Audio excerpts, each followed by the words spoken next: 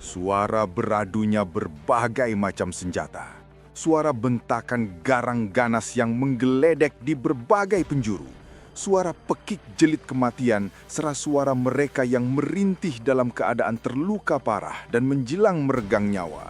Semuanya menjadi satu, menimbulkan suasana maut yang menggigitkan. Di mana-mana darah membanjir. Di mana-mana bertebaran sosok-sosok tubuh tanpa nyawa. Bau anyir darah memegapkan nafas, menggerindingkan bulu roma. Pertempuran itu berjalan terus. Korban semakin banyak yang bergelimpangan, mati dalam cara berbagai rupa. Ada yang terbabat putus batang lehernya. Ada yang robek besar perutnya sampai ususnya menjela-jela. Kepala yang hampir terbelah, kepala yang pecah, dada yang tertancap tombak, kutungan-kutungan tangan serta kaki.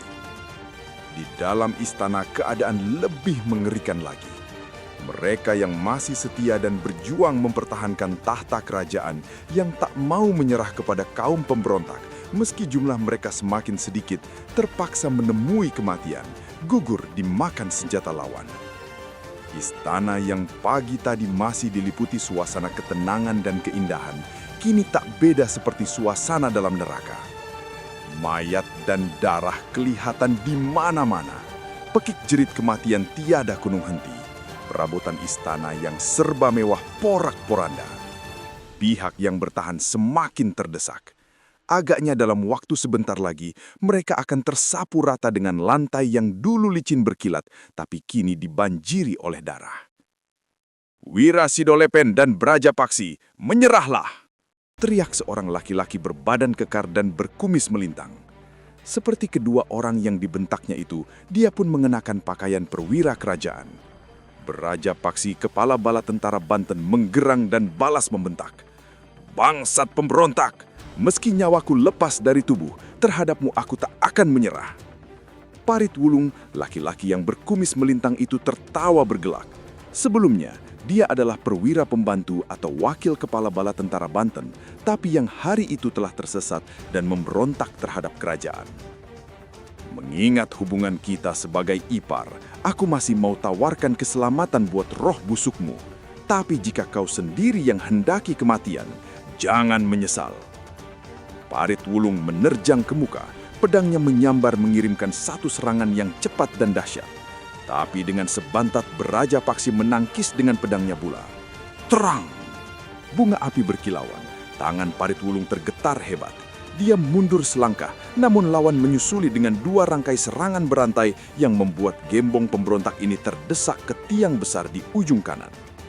Sebagai kepala bala tentara Banten, maka ilmu silat dan kesaktian Brajapaksi lebih tinggi dari wakilnya yang memberontak itu.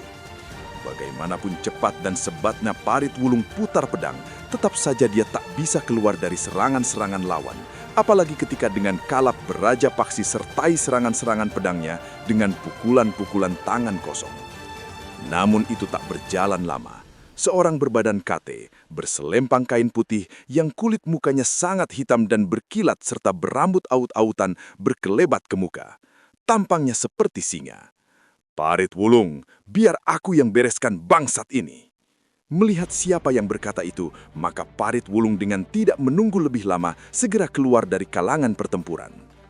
Resi Singoireng, memang dia pantas sekali untuk jadi korbanmu. Cepat, rampaslah nyawanya.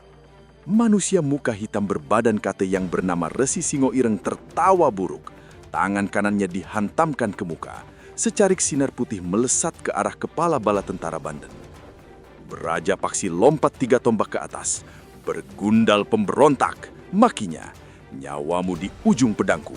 Brajapaksi menukik ke bawah. Pedangnya berkelebat cepat sekali. Bret! Robeklah pakaian putih Singoireng. Maka marahlah resi ini. Manusia hina dina, kalau kau punya Tuhan, berteriaklah menyebut nama Tuhanmu.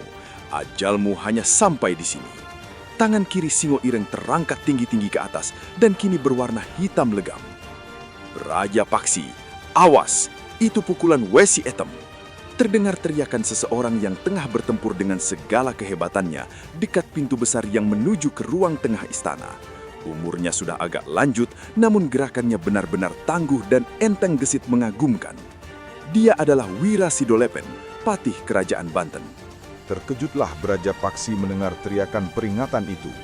Seluruh tenaga dalam segera dikerahkan. Pada saat tangan kiri Resi Singo Ireng turun cepat ke bawah, maka sinar hitam menyambar ke muka. Dan di saat itu pula, Brajapaksi melompat ke samping, putar pedang dan hantamkan tangan kiri ke depan. Namun meskipun berilmu tinggi, untuk saat itu Brajapaksi masih belum sanggup menerima pukulan wesi hitam lawan. Tubuhnya mencelat kena disambar sinar hitam, terlempar ke dinding istana, lalu terhampar di lantai penuh darah, tanpa bisa berkutik lagi. Sekujur pakaian dan tubuhnya hangus hitam. Resi Singo Ireng tertawa senang, menjijikan untuk dipandang. Melihat kematian Brajapaksi, maka kalaplah patih Wira Sidolepen. Sekali dia menerjang, 3 prajurit pemberontak yang menyerangnya berpelantingan dengan tubuh patah-patah. Sebagai patih kerajaan, tingkat kepandaian Wira Sidolepen memang sudah sempurna dan hampir setingkat dengan Singo Ireng. Gesit sekali, maka tubuhnya sudah berada di hadapan resi itu. Hahaha, kau juga mau antarkan nyawa Wira Sidolepen? Tak perlu banyak mulut. Terima ini, hardik sang patih. Pedangnya bergulung dengan sebat. Putaran pedang mengeluarkan angin bersiuran yang melanda tubuh Resi Singo Ireng. Terkejutlah resi ini. Cepat-cepat dia gerakkan badan berkelit. Tahu bahwa tingkat kepandaian lawan tidak berada di bawahnya, maka pagi-pagi Singo Ireng segera keluarkan pukulan wesi hitamnya. Melihat lawan keluarkan ilmu yang ampuh itu, Wira Sidolepen segera pindahkan pedang ke tangan kiri. Mulutnya komat kamit, dan jari tangannya mendadak sontak berubah menjadi putih berkilau. Inilah ilmu pukulan mutiara penabur nyawa. Parit Wulung yang tahu kehebatan ilmu pukulan ini, segera pergunakan ilmu menyusupkan suara memberi peringatan pada Singo Ireng.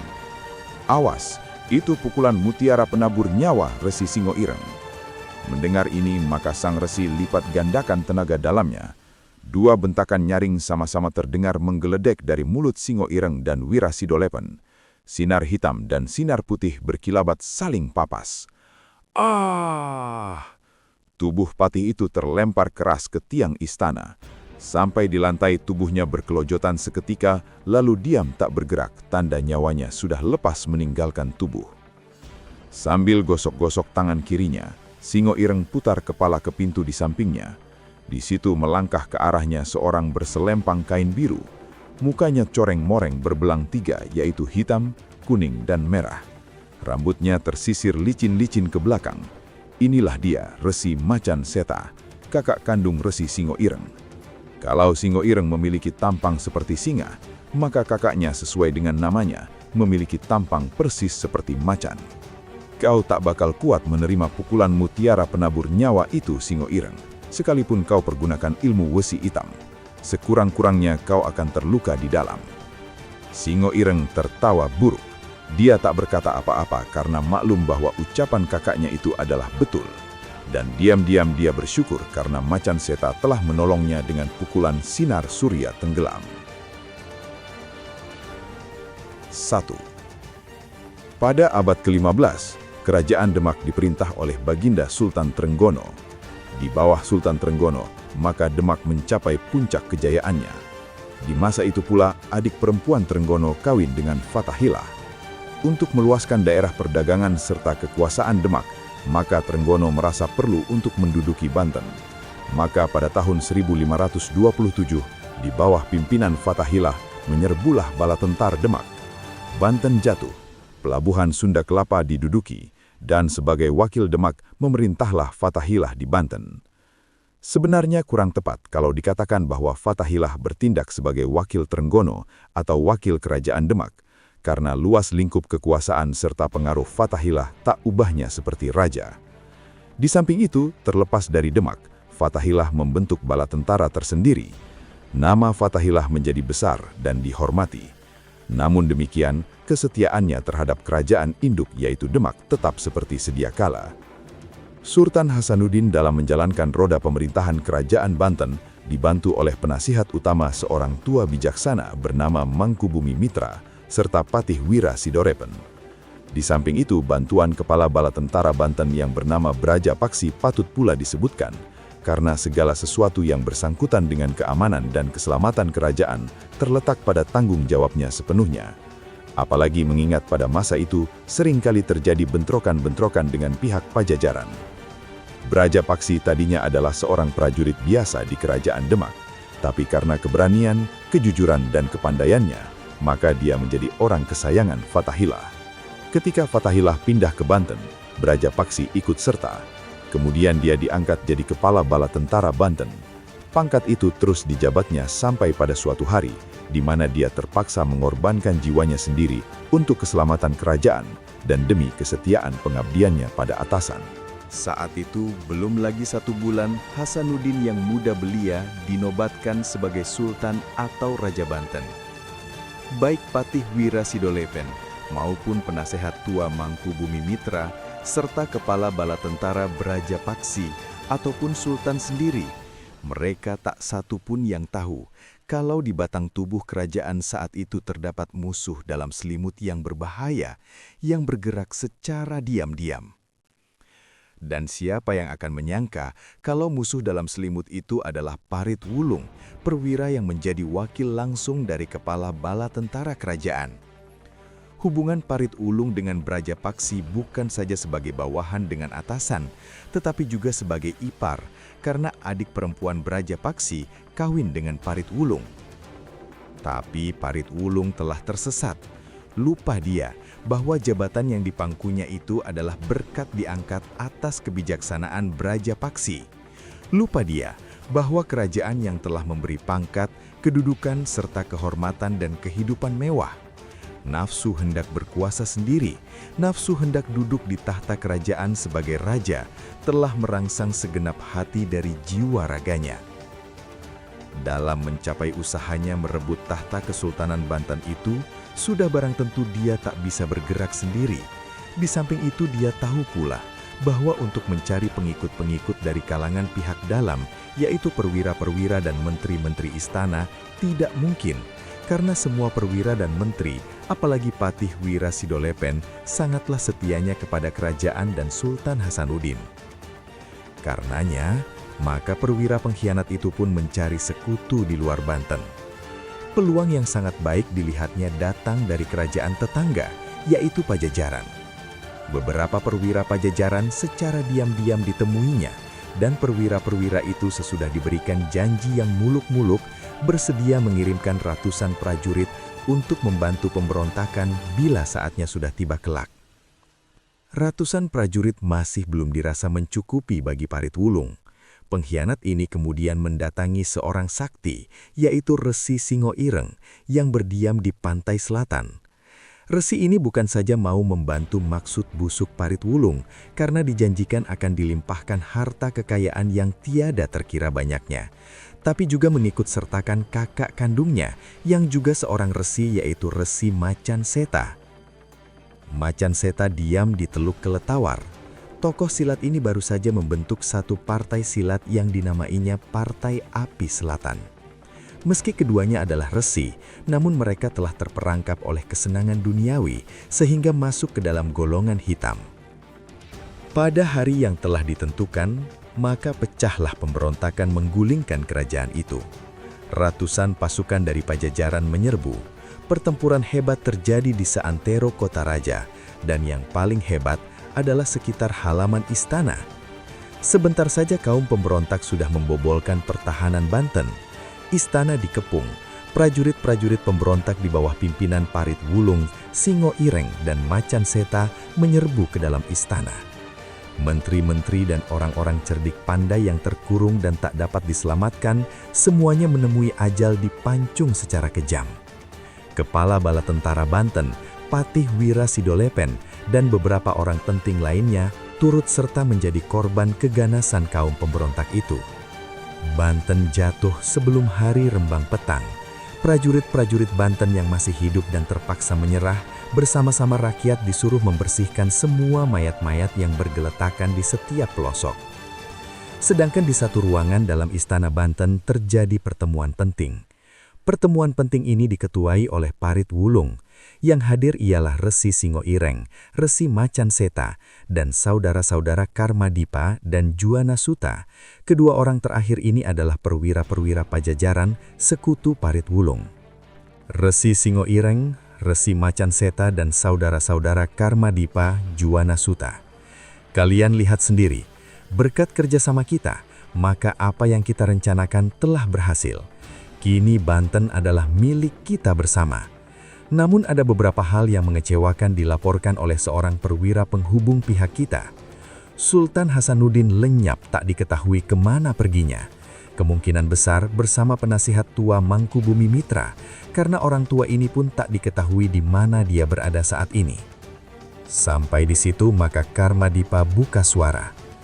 Kalau mereka hendak melarikan diri dari Banten adalah mustahil. Seluruh perbatasan dijaga ketat oleh prajurit-prajurit kita. Itu betul sekali, jawab Parit Wulung. Di samping orang-orang kita terus melakukan penyelidikan atas jejak kedua orang itu, maka kita juga telah menangkap 3 orang yang diduga keras mengetahui di mana bersembunyinya Sultan. Parit Wulung bertepuk 3 kali. Pintu ruangan perundingan terbuka. Seorang pengawal masuk. Bawa ke sini Said Ulon, kata Parit Wulung pada pengawal itu. Pengawal keluar dengan cepat. Sesaat kemudian masuk lagi bersama kawannya, membawa seorang laki-laki tua berambut putih. Dialah Said Ulon, kepala rumah tangga istana. Kedua pengawal keluar lagi. Said Ulon, kau tahu di mana Sultan sembunyi bukan? Ujar Parit Wulung. Orang tua itu memandang ke muka sebentar. Hatinya geram sekali melihat tampang Parit Wulung. 2 orang anaknya telah menjadi korban akibat pemberontakan manusia itu. Seperti hendak ditelannya bulat-bulat tubuh Parit Wulung saat ini. Kedua tangannya berusaha melepaskan ikatan tali, tapi tak berhasil. Melihat ini, Parit Wulung segera berkata, "Jangan khawatir, kau akan kulepaskan dan kujamin keselamatanmu bila memberi keterangan di mana Sultan berada." "Ya, memang aku tahu," berkata Said Ulon. Hahaha, Parit Wulung tertawa lebar. "Di mana?" tanyanya. Orang tua itu maju ke hadapan Parit Wulung. "Di sini," katanya. Dan habis mengucapkan perkataan itu, maka diludahinya muka Parit Wulung. "Jahanam Hinadina!" Suara Parit Wulung menggeledak. Sret! Pedangnya dicabut dan keras, maka putuslah leher Said Ulon. Kepalanya menggelinding di lantai tepat di muka pintu. Darah mencurat membasahi permadani yang menutupi sebagian dari lantai ruangan. Resi Macan Seta tertawa mengekehek melihat peristiwa itu. Karmadipa berkata dengan suara datar, "Seharusnya kita tak perlu membunuh sekaligus manusia itu, Parit Wulung. Kita bisa siksa dia sampai mengaku di mana adanya Sultan." Parit Wulung tak menjawab. Noda darah di pedangnya disapukannya ke pakaian Said Ulon, lalu dimasukkannya ke dalam sarungnya kembali. Kemudian Parit Wulung bertepuk lagi 3 kali. Pintu terbuka. Pengawal yang masuk tergagau melihat adanya kepala manusia di muka pintu. "Bawa masuk tukang kuda itu," kata Parit Wulung. Tak lama kemudian, pengawal membawa masuk seorang pemuda bermuka pucat pasi. Baik Parit Wulung maupun pemuda ini sebelumnya sudah saling mengenal. "Si Manconet, kau lihat mayat dan kepala di lantai itu?" Si Manconet, si tukang urus kuda-kuda milik istana, mengangguk. "Tentunya kau tak ingin bernasib demikian, bukan?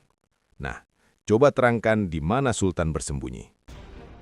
"Aku tak tahu." "Ah, kau mesti tahu. Mungkin sekali Sultan telah melarikan diri bersama beberapa orang dengan menunggangi kuda, betul?" "Aku tidak tahu," jawab si Mancolet lagi seperti tadi. Maka marahlah Parit Wulung. "Dengar, Siman," desisnya. "Aku tahu bahwa beberapa bulan di muka kau akan kawin. Kalau kau tetap ingin merasakan kenikmatan perkawinanmu itu, cepat beritahu di mana Sultan berada. Kalau kau kasih keterangan," menyambung Juana Suta, "kami akan berikan uang serta perhiasan. Kau akan beruntung seumur hidup." "Aku tidak tahu." "Betul-betul tidak tahu?" "Kalaupun tahu, aku tak akan kasih keterangan pada bergundal pemberontak dan pengkhianat macam kau." Parit Wulung tertawa buruk. Pelipisnya bergerak-gerak. Tangan kanannya bersitekan pada hulu pedang. "Jangan jadi orang tolol, si Manconet. berkata Karmadipa sementara Resi Macan Seta dan adiknya asyik-asyik makan buah anggur yang terhidang di atas meja. Bicaralah, kau akan selamat dan jadi orang kaya. Si Manconet diam saja. Agaknya kau lebih suka mati daripada hidup senang, Siman? Tanya Parit Wulung. Disangkanya kalau dia mati akan masuk surga dan ketemu bidadari, berkata Resi Macan Seta sambil tertawa dan mengunyah buah anggur dalam mulutnya. Aku masuk surga atau tidak itu bukan urusan kalian. Sebaliknya, kalian semua kelak akan menjadi puntung api neraka, jawab si Manconet dengan beraninya. Wah, kau benar-benar tak takut mati anak muda. Tapi bagaimana kalau sebelum mati aku siksa kau lebih dahulu, Kalian boleh siksa aku, tapi di mana Sultan berada, tetap kalian tak bisa tahu. Resi Macan Seta berdiri dari duduknya. Mulutnya masih mengunyah buah anggur. Dia melangkah ke hadapan si Manconet. Tangan kanannya diletakkannya di atas kepala pemuda itu. Manusia bermuka setan, pergi! Hardik si Manconet. Pemuda ini pergunakan kaki kanannya untuk menendang tulang kering Resi Macan Seta. Tapi aneh, kedua kakinya terasa sangat berat dan sukar digerakkan. Sementara itu, kepalanya yang dipegang terasa panas bukan main. Di samping panas, kepalanya juga terasa seperti dicucuki oleh ratusan jarum. Dari kepala, rasa sakit menjalar ke sekujur tubuh si pemuda. Pemuda ini merintih kesakitan. Bila rasa sakit tak tertahankan lagi, maka mulailah dia berjerit-jerit setinggi langit. Betapa mengerikan suara jeritan itu terdengarnya. Peluh dingin membasahi seluruh tubuh si Manconet. Masih belum mau bicara? Bentak Parit Wulung. Pengkhianat terkutuk, pembalasan akan datang untuk kalian semua. Bikin mampus dia Resi Macan Seta, perintah Parit Wulung. Sang resi mengkekeh. Telapak tangannya semakin keras menekan batok kepala pemuda tukang kuda. Asap mengepul dari telapak tangan laki-laki sakti itu. Jeritan si Manconet terdengar semakin keras dan berubah menjadi suara erangan. Dari telinga, dari mata dan dari lubang hidung serta mulutnya mengalir darah kental. Kedua lututnya terlipat dan sesaat kemudian tubuh pemuda itu terhempas ke lantai. Nyawa lepas. Resi Macan Seta mengkekeh lagi. Dan Parit Wulung bertepuk lagi. Maka tawanan yang ketiga pun dibawa masuklah. Tawanan ini ternyata seorang perempuan muda berparas rupawan. Begitu dia masuk ke ruangan itu, maka menjeritlah dia. Kedua tangannya yang tidak terikat dipakai untuk menutupi muka dan matanya. Kelerian membuat tubuhnya bergemetar ketika menyaksikan kepala dan tubuh Said Ulon serta tubuh pemuda tukang kuda.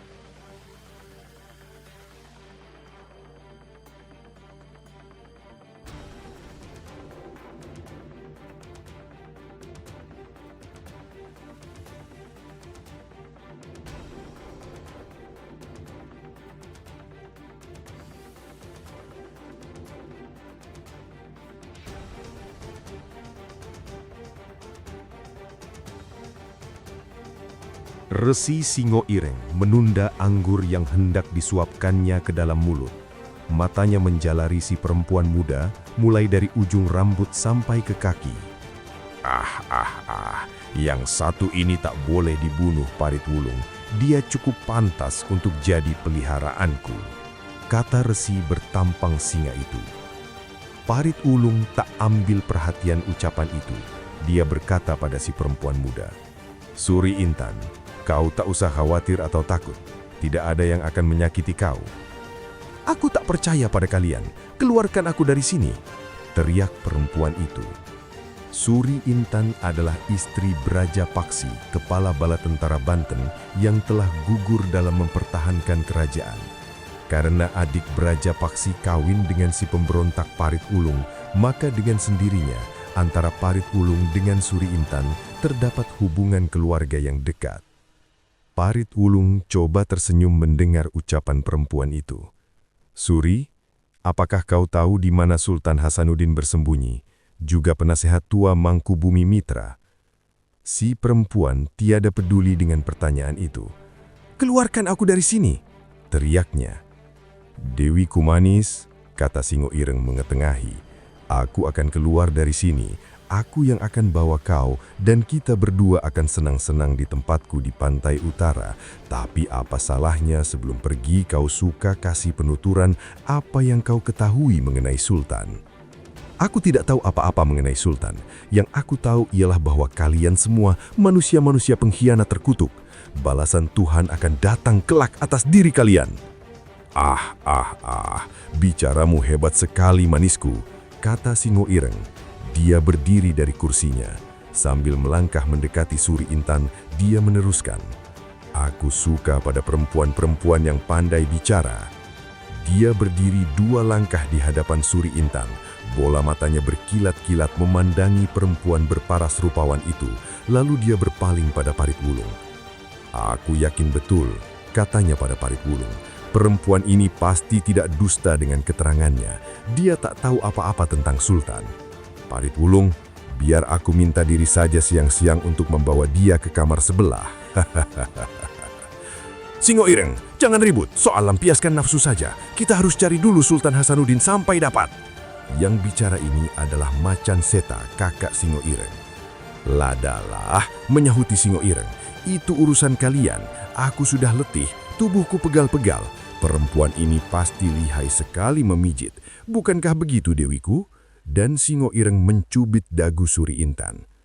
Tua bangka hidung belang, memaki Suri Intan. Tangannya bergerak hendak mencakar muka Singo Ireng, tapi sekali cekal saja, maka perempuan itu sudah tak bisa berdaya lagi. Lepaskan aku, lepaskan! Suri Intan meronta sekuat tenaga. Entah cekalan Singo Ireng yang kemudian agak kurang ketat, entah karena rontakan Suri Intan yang memang sangat keras, maka perempuan itu berhasil melepaskan diri dari cekalan Singo Ireng. Kemudian secepat kilat, dia lari ke pintu, tapi nyatanya pintu dikunci dari luar oleh pengawal. Dalam bingung dan ketakutan, sementara itu Suri melihat Singo Ireng mendatanginya dengan menyeringai dan bola mata berkilat-kilat, sedang hidung kembang kempis. Singo Ireng, biarkan dulu perempuan itu, bentak Macan Seta. Sudah diam sajalah Seta, gerendang Singo Ireng. Sekarang kau terlalu banyak ribut. Nanti kalau aku lagi asyik kau dobrak pintu kamar dan minta diberi bagian. Puh! Singo Ireng maju ke muka dan ulurkan tangan. Jangan jamah aku, teriak Suri Intan. Dia lari seputar ruangan dan Singo Ireng mengejarnya. Mengejar dengan tertawa terkekeh-kekeh. Manisku, kenapa mesti main kucing-kucingan? Tampangku memang buruk, tapi nantilah kalau kau sudah rasakan bagaimana pandainya aku di atas tempat tidur, kau akan ketagihan. Suri Intan semakin kepepet ke sudut ruangan. Tiba-tiba terjadilah hal yang tidak diduga oleh Singo Ireng dan siapapun yang ada di ruangan itu. Suri Intan melompat ke samping, membenturkan kepalanya ke dinding ruangan. Semua orang yang ada di ruangan itu sudah biasa dengan segala macam pemandangan maut, sudah biasa melihat kematian manusia, tapi mendengar suara beradunya kepala perempuan itu dengan dinding yang keras, menyaksikan bagaimana kemudian Suri Lentan terkapar di lantai dengan kepala rengkah berlumuran darah, semuanya sama menjadi merinding bulu tengkuknya. Suasana di ruangan itu seperti di pekuburan sunyinya. Kesunyian itu kemudian dipecahkan oleh suara Macan Seta. Aku bilang apa, Singo Ireng? Kau lihat sendiri sekarang. Apa kau masih bernafsu terhadap perempuan itu? Singo Ireng tak menjawab. Diputarnya badannya. Dia duduk kembali ke tempatnya. Dan seperti tak ada apa-apa, dia mulai lagi mengunyah buah anggur yang terhidang di atas meja. Sesudah para pengawal diperintahkan menyeret ketiga mayat itu, maka Parit Wulung melanjutkan pertemuan dengan membuka pembicaraan. Kurasa mengenai Sultan tak perlu kita bicarakan panjang lebar. Cepat atau lambat orang-orang kita akan segera menangkapnya. Tapi apa yang menjadi pikiranku ialah lenyapnya keris pusaka kerajaan Tumbal yang menjadi syahnya kedudukanku sebagai seorang raja nanti. Keris itu pasti dibawa kabur oleh Sultan Hasanuddin, kata Resi Macan Seta pula. Mungkin, tapi mungkin pula dicuri atau dilarikan oleh seorang lain. Singo Ireng mengetengahi. Tanpa keris Tumbal Milayuda pun tak akan seorang yang bisa menolak penobatanmu sebagai Raja Banten, Parit Wulung, kecuali kalau mereka mau terima nasib digerogoti cacing di liang kubur. Soal itu aku tak khawatir, tapi dalam hal ini kita berhadapan dengan rakyat.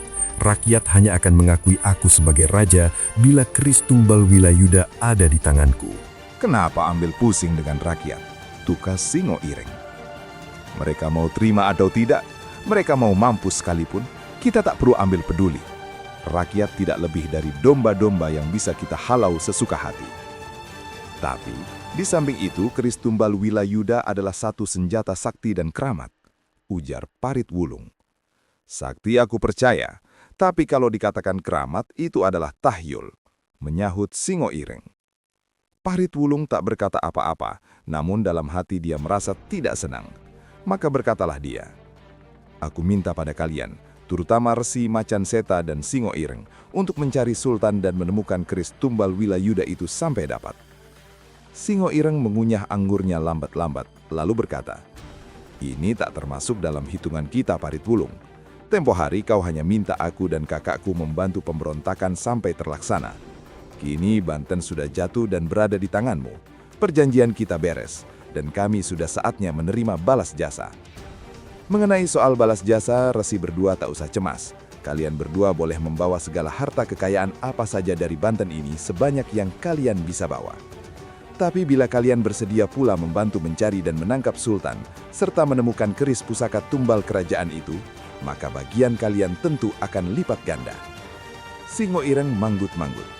Baiklah, katanya, soal harta aku tidak begitu temahak, tapi setiap perempuan cantik di Banten ini adalah milikku. 2. Hari itu adalah hari kedua sesudah jatuhnya tahta kerajaan Banten ke dalam tangan kaum pemberontak pimpinan Parit Wulung. Suasana di kota raja yang sehari sebelumnya senantiasa diliputi kepanikan, kini mulai meredah. Namun di mana-mana kelihatan berkeliaran tentara-tentara pemberontak, sedang di setiap tempat yang dianggap penting, terutama di sepanjang perbatasan senantiasa dijaga ketat oleh tentara. Pagi itu, pagi ketiga dari berkuasanya kaum pemberontak, kelihatanlah dua orang berjalan kaki. Yang satu sudah tua dan terbungkuk-bungkuk, yang satu lagi masih muda. Keduanya mengenakan pakaian bertambal-tambal serta kotor. Kulit badan dan muka mereka pun coreng-moreng, dan rambut aut-autan. Dari keadaan kedua orang ini, sepintas lalu saja orang segera berkesimpulan bahwa mereka adalah pengemis-pengemis. Dan setiap orang yang memapasi mereka, tentu saja tak akan mau ambil peduli. Namun, siapa nyana kalau kedua orang ini adalah dua orang penting yang tengah dicari oleh Parit Wulung dan pentolan-pentolan pemberontak lainnya. Yang tua adalah penasihat istana, yaitu Mangkubumi Mintra, sedang yang masih sangat muda tiada lain daripada Sultan Banten sendiri, yakni Hasanuddin. Sewaktu meletusnya pemberontakan, sewaktu istana sudah dikepung, dengan melalui jalan rahasia, kedua orang ini telah berhasil menyelamatkan diri. Dan bukan keselamatan mereka saja yang penting, tapi keduanya juga berhasil menyelamatkan keris pusaka tumbal kerajaan, yaitu keris tumbal Wilayuda, keris yang menjadi lambang dan ketentuan bahwa siapa pemiliknya, maka dialah pewaris sah dari tahta kerajaan Banten. Dan juga keris inilah yang pula dicari-cari oleh Parit Wulung bersama pemberontak-pemberontak lainnya. Masing-masing mereka sama membawa buntalan kecil. Sebenarnya baik Mangkubumi Mintra maupun Sultan Hasanuddin adalah orang-orang yang berkepandaian silat dan kelas tinggi. Namun menghadapi sekian banyak pemberontakan dan demi untuk menyelamatkan keris tumbal kerajaan, keduanya memutuskan dengan terpaksa dan berat hati untuk mengundurkan diri. Demikianlah dengan menyamar kedua orang itu meninggalkan kota raja. Matahari pagi masih belum sanggup memupuskan butiran-butiran embun di daun-daun, namun panasnya terasa sudah memerihkan kulit kedua orang itu. Mereka berhasil melewati pintu gerbang kota raja tanpa halangan sesuatu apa, meski pintu gerbang itu dijaga ketat oleh 20 orang prajurit. Si orang tua Mangkubumi Mintra menarik nafas lega, demikian juga Sultan. Namun penasehat tua ini kemudian berkata dengan perlahan, "Kita masih jauh dari selamat, Sultan. Cuma satu pesanku, bila terjadi apa-apa yang tak diingini, kau lekaslah menghindar dan lari ke tempat keluarga Wirya Pranata di ujung kulon." Si pemuda atau Sultan menganggukkan kepala, namun pada parasnya kelihatan sekelumit rasa jengah yang memerahkan kedua pipinya yang kotor itu. Ini suatu pertanda bahwa ada sesuatu hubungan antara dia dengan keluarga Wirya Pranata di ujung kulon itu. Pemuda atau Sultan menghela nafas lagi. "Mudah-mudahan saja kita bisa terus selamat, Bapak Mangkubumi," katanya. Memang itulah yang kita harapkan. Semoga Tuhan melindungi kita. Mereka mendekati perbatasan kini. Di sepanjang perbatasan dijumpai prajurit yang mengawal semakin banyak. Keduanya diperiksa oleh beberapa orang prajurit. Bungkusan masing-masing digeledah. Untunglah Sultan Hasanuddin telah menyembunyikan keris tumbal Wilayuda di dalam lipatan pakaiannya yang dikenakannya saat itu. dan kedua orang ini pun selamat pula dari pemeriksaan. Mereka bergegas menjauhi perbatasan. Aman sekarang, kata Sultan Hasanuddin. Tapi baru saja dia habis berkata begitu, maka muncullah serombongan pasukan berkuda. Pimpinan rombongan, seorang perwira pemberontak, lambaikan tangan memberi isyarat berhenti pada anak-anak buahnya. Perwira ini membawa kudanya ke hadapan kedua orang tersebut. "Pengemis-pengemis Hinadina," bentak perwira itu. "Apa kalian lihat dua orang pelarian melintas di sini? Keduanya adalah Mangkubumi Mintra, penasihat istana, dan Sultan Hasanuddin." Sambil bertanya begitu, mata sang perwira menyorot meneliti kedua orang di hadapannya. Si orang tua menjawab, "Tak satu orang pun yang kami lihat, Yang Mulia." Jawaban yang hormat dan mempergunakan tutur kata yang halus tinggi dari si orang tua mencurigakan sang perwira. Biasanya pengemis-pengemis macam mereka bicara dalam bahasa rendahan. Maka terbitlah sekelumit kecurigaan di hati perwira itu. "Kami akan geledah kalian," katanya. "Ah, kami hanya pengemis-pengemis yang hina dan terlantar. Apa untungnya menggeledah kami?" "Memang tak perlu menggeledah manusia-manusia ini, Raden," berkata seorang prajurit yang berada di samping sang perwira. "Hanya akan mengotorkan tangan saja. Bau mereka sangat menusuk hidung." Si perwira memang menganggap betul kata-kata bawahannya itu. Tapi bila sepasang matanya yang tajam melihat bagaimana telapak dan jari-jari tangan kedua orang yang di hadapannya sangat halus, bukan seperti tapak dan jari-jari tangan yang biasa dilihatnya pada diri pengemis-pengemis, maka memerintahlah dia, "Tangkap manusia-manusia Hinadina ini." Mangkubumi Mintra, yang tahu bahwa penyamaran mereka pasti akan terbuka, tanpa membuang waktu, segera maju ke muka dan berkata, "Kalian keterlaluan. Manusia-manusia macam kami pun masih hendak kalian ganggu." Bentakan ini adalah juga terdorong rasa dendam kesumat terhadap kaum pemberontak. "Kurang ajar kau berani bicara kasar terhadapku."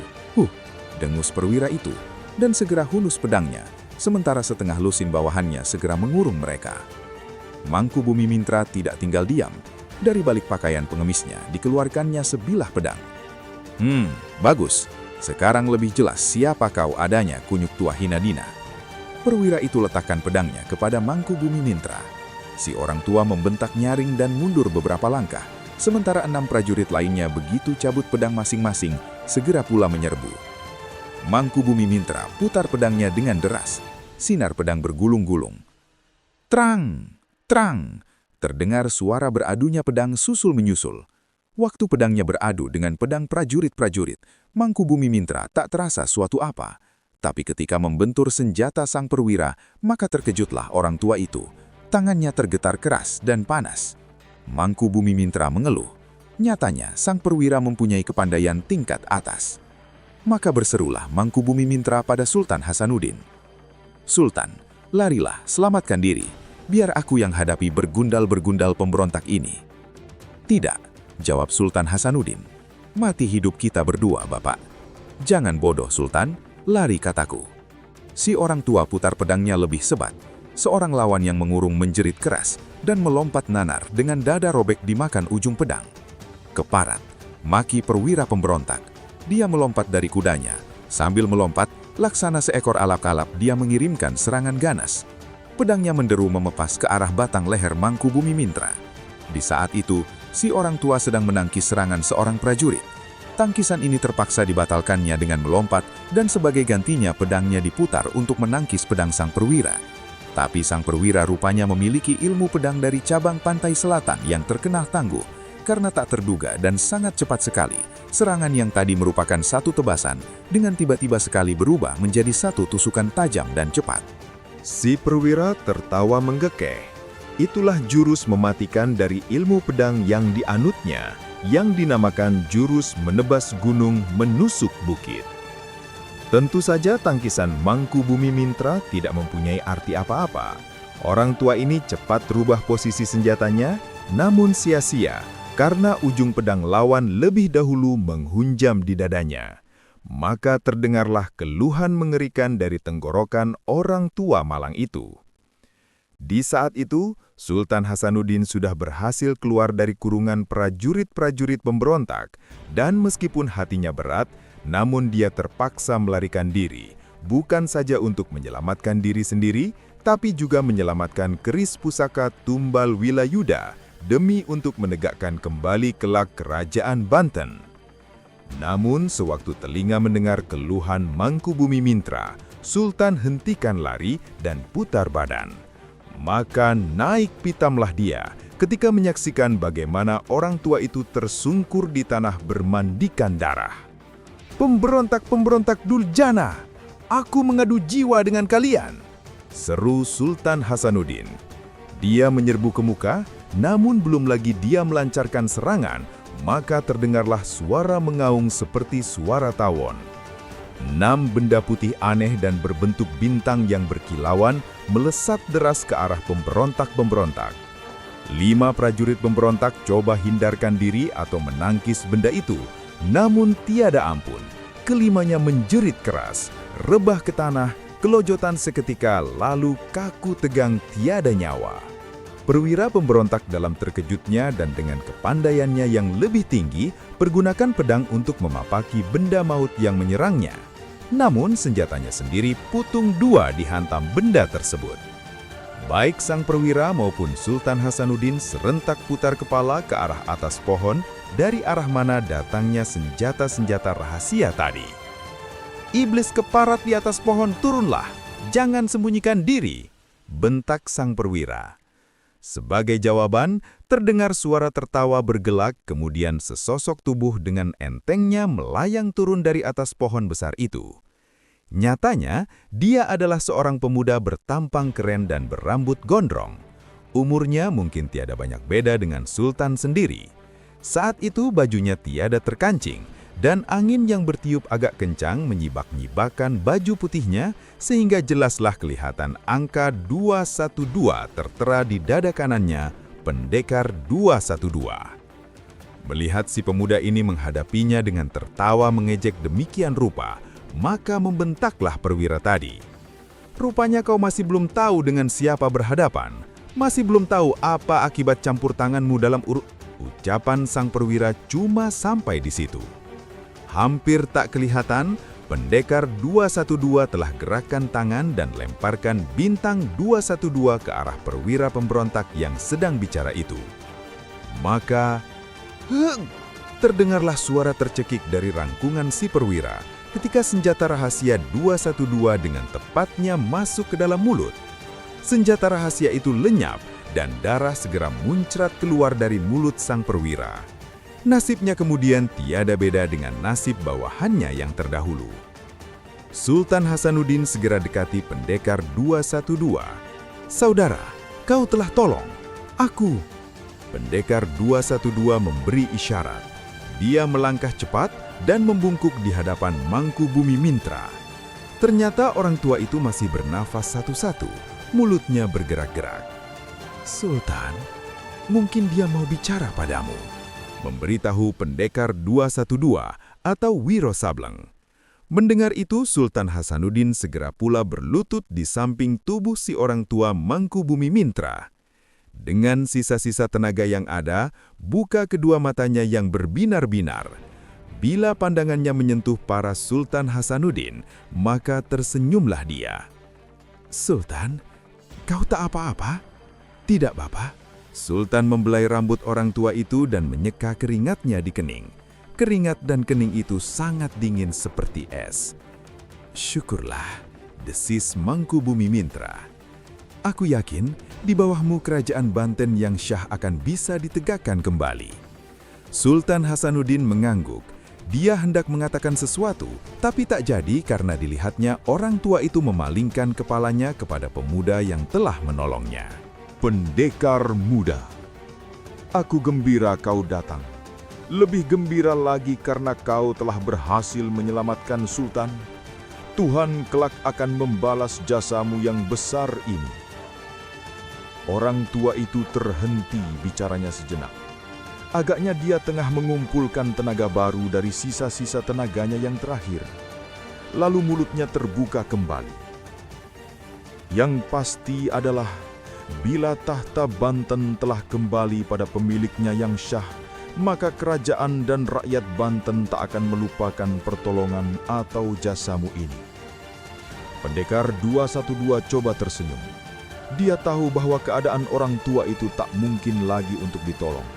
Maka berkatalah dia, "Menyesal orang tua, aku tak bisa berbuat sesuatu apa dengan lukamu. Diriku yang sudah rongsokan ini tak perlu diambil peduli. Aku gembira menemui kematian dengan cara begini rupa. Gembira karena di saat menjelang kematian ini, aku telah dapat melihat sinar terang bahwa Banten pasti akan kembali kepada pewarisnya yang syah." Mangkubumi memutar matanya pada Sultan Hasanuddin. Mulutnya terbuka untuk mengatakan sesuatu, namun malaikat maut meminta nyawanya lebih dahulu. Air mata menggenang di kedua mata Sultan Hasanuddin. Digigitnya bibir sendiri untuk menahan keluarnya suara isakan. Tiba-tiba kening pendekar 212 kelihatan mengerenyit. Kepalanya diputar ke jurusan timur. "Ada apa?" tanya Sultan yang saat itu masih belum mendengar suara apa-apa. "Cecunguk-cecunguk pemberontak itu kurasa," ujar pendekar 212. Beberapa ketika kemudian barulah Sultan mendengar suara derap kaki kuda yang banyak sekali mendatangi ke arah di mana mereka berada saat itu. Disusul beberapa saat lagi, maka di antara pohon-pohon dan semak-semak belukar tinggi kelihatanlah kira-kira 20 prajurit pemberontak yang dipimpin oleh seorang berselempang kain putih, bermuka sangat hitam, dan berambut gondrong acak-acakan. "Sultan, tinggalkan tempat ini cepat." "Tidak bisa, sobat. Mangkubumi Mintra terbujur begini rupa, dan adalah pengecut sekali meninggalkan kau seorang diri. Apalagi kau adalah tuan penolongku," membantah Sultan ketika dia diminta pergi. "Ini bukan soal pengecut, Sultan. Yang penting adalah keselamatan dirimu dan keselamatan keris tumbal Wilayuda yang ada di tanganmu."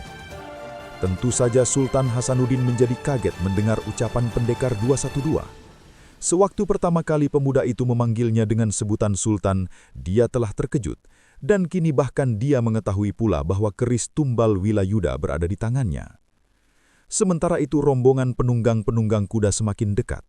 Wiro Sableng atau pendekar 212 berkata lagi, "Pergilah cepat sebelum terlambat. Soal jenazah orang tua ini aku yang akan urus. Selama gunung masih hijau, kelak kita akan bertemu kembali." Mendengar itu, dan lagi memang tak ada lain hal yang bisa diperbuatnya, maka Sultan Hasanuddin segera tinggalkan tempat itu. Begitu dia lenyap di balik semak-semak, maka 20 prajurit pemberontak di bawah pimpinan si muka hitam sampai di tempat itu.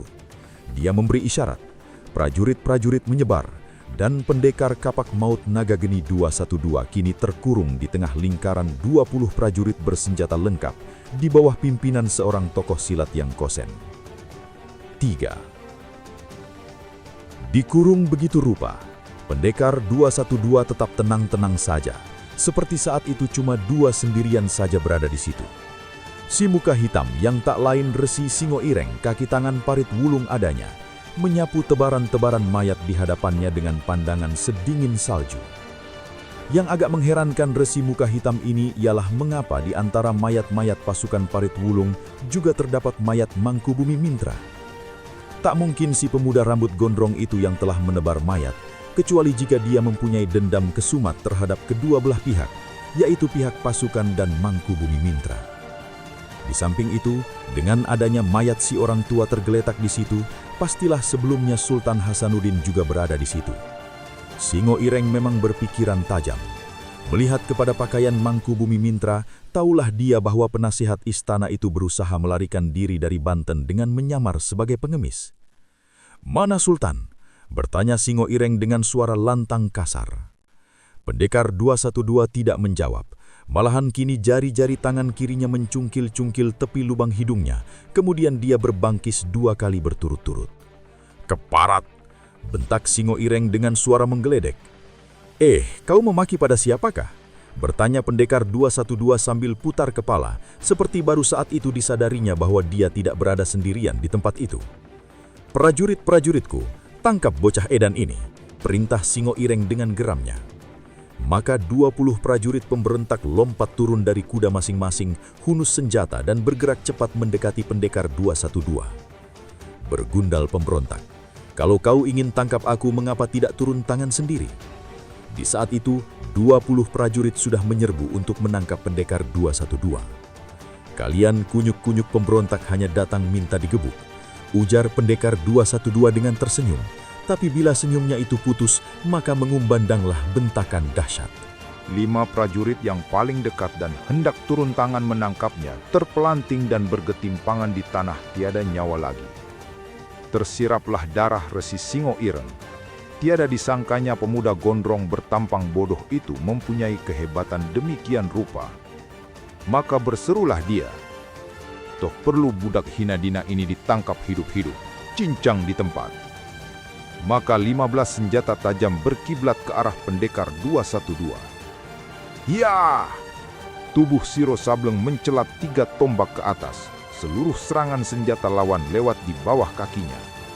Detik senjata-senjata itu menderu memapas angin kosong, maka detik itu pula, dengan kecepatan yang hampir tak sanggup disaksikan oleh mata, pendekar 212 menukik ke bawah merampas pedang salah seorang prajurit. Dan ketika pedang itu menderu laksana kitiran, maka 5 prajurit meregang nyawa mandi darah, 2 lainnya luka parah. Dalam kejutnya menyaksikan gebrakan yang dahsyat itu, Resi Singo Ireng melihat satu bayangan berkelebat ke arahnya. Dia tarik tali kekang kuda dengan cepat, namun sebelum binatang tunggangannya itu sempat bergerak, tubuh kuda ini sudah angsrok ke tanah. Keempat kakinya terbabat putus, binatang ini berguling di tanah melejang-lejangkan kakinya yang buntung dan meringkik tiada henti. Untung saja Resi yang kosen ini cepat menyadari apa yang terjadi, sehingga lekas-lekas dia melompat ke samping dan berdiri dengan muka kelam membesi, mata menyorot. Pendekar 212 tertawa gelak-gelak, sementara prajurit-prajurit yang masih hidup dengan nyali menciut segera menjauhi ini pemuda yang dianggap mereka sangat berbahaya. "Pemuda gondrong, kehebatanmu cukup untuk dikagumi, tapi bila kau tahu dengan siapa saat ini berhadapan, maka lekaslah berlutut minta ampun," berkata Singo Ireng. Sama manusia jelek macam kau, buat apa perlu takut?" ujar Wiro Sableng, dan tawanya semakin menjadi-jadi. Kalau begitu, kau sebutkanlah nama. Terhadap manusia-manusia yang punya sedikit ilmu, aku tidak begitu senang jika membunuhnya tanpa tahu namanya terlebih dahulu. Kalau butuh namaku, aku tak keberatan. Majulah, biar kutulis di jidatmu, kata Wiro Sableng pula sambil acungkan jari telunjuk. Menggeramlah sang resi bermuka hitam itu. Selama dunia terbentang, selama malang melintang dalam dunia persilatan, baru hari itulah dia dihina dan direndahkan terus-terusan oleh seorang yang berusia jauh lebih muda daripadanya. Dari balik pakaian resi ini, dia keluarkan sebuah senjata berbentuk aneh, yaitu sebuah besi panjang yang ujungnya berbentuk lingkaran. Kalau kau punya senjata pusaka, sebaiknya lekas keluarkan, supaya mampus tidak menyesal. Tak perlu banyak cerewet, semprot pendekar 212. Majulah, senjataku cukup pedang butut milik cecungukmu yang sudah mampus itu. Resi Singo Ireng yang berbadan kate ini segera maju dan hamburkan serangan dahsyat. Senjata anehnya mengeluarkan suara menderu, menimbulkan angin yang deras dan tajam. Ujung senjata yang berbentuk lingkaran itu berubah laksana ratusan banyaknya. Seorang lawan yang berilmu tanggung dan bermata tidak awas akan sulit membedakan mana lingkaran senjata yang asli dan mana yang bukan. Dalam kebingungan, maka senjata itu akan menyeruak lewat kepalanya, dan sekali putar saja pastilah patah dan putus batang leher dibuatnya. Inilah kehebatan senjata sang resi dari pantai selatan itu. Namun yang dihadapi Singo Ireng di hari itu bukanlah seorang lawan berilmu tanggung, bukan seorang pemuda yang hanya mengenal sejurus 2 ilmu silat. Begitu senjata lawan membadai menghampiri kepalanya, Wiro Sableng cepat merunduk dan selinapkan satu tusukan deras ke arah perut sang resi. Kaget Singo Ireng bukan olah-olah, cepat dia undur 2 langkah dan papasi pertengahan senjata lawan dengan tongkat besi lingkarannya. Terang! 2 senjata beradu.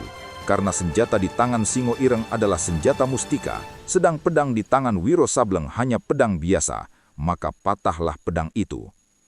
Tetapi sebaliknya, Singo Ireng merasakan bagaimana tangannya tergetar hebat dan panas pada bentrokan itu. Maklumlah dia bahwa pemuda itu mempunyai tingkat tenaga dalam yang hebat sekali. Karenanya, sang resi tanpa memberi peluang segera lancarkan serangan-serangan dahsyat. sengaja dikeluarkannya jurus-jurus yang hebat, yaitu jurus memetik bunga membelah buah, lalu disusul dengan jurus 8 gunung meletus gegap gempita. Diserang dengan 2 jurus ini berikut pecahan-pecahannya yang tak kalah dahsyat, maka pendekar 212 menjadi repot juga.